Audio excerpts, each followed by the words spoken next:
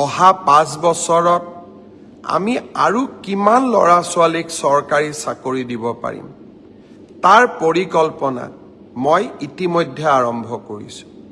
বিভিন্ন বিভাগৰ লগত কথা বতৰা পাতিছোঁ যে অহা 5 বছৰত আমি 2 লাখতকৈও অধিক ল'ৰা ছোৱালীক চৰকাৰী চাকৰি দিব পাৰিম নে নোৱাৰিম।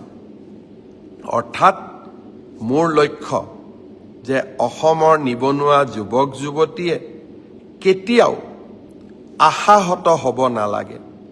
তেখেতসকলৰ আশাবোৰ পূৰ্ণ কৰাৰ বাবে আমি আমাৰ আকাংক্ষিত লক্ষ্য যি আমি সন্মুখত ৰাখিছিলোঁ সেই পথেৰে আমি কাম কৰি গৈ থাকিম।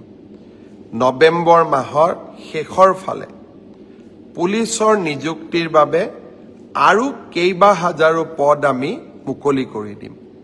আজি যিসকলে পুলিচত চাকৰি মই অনুৰোধ কৰিম নৱেম্বৰত আপোনালোকে আকৌ আবেদন কৰিব যাতে আপোনালোকৰ আশাবিলাক আমি বাস্তৱত ৰূপায়ণ কৰিব পাৰোঁ।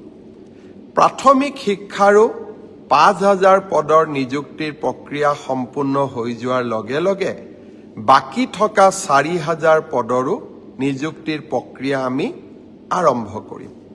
অৰ্থাৎ অসমৰ যুৱক যুৱতীৰ সপোনবিলাক পূৰণ কৰিবলৈ আমি আমাৰ প্ৰচেষ্টা অব্যাহত ৰাখিম।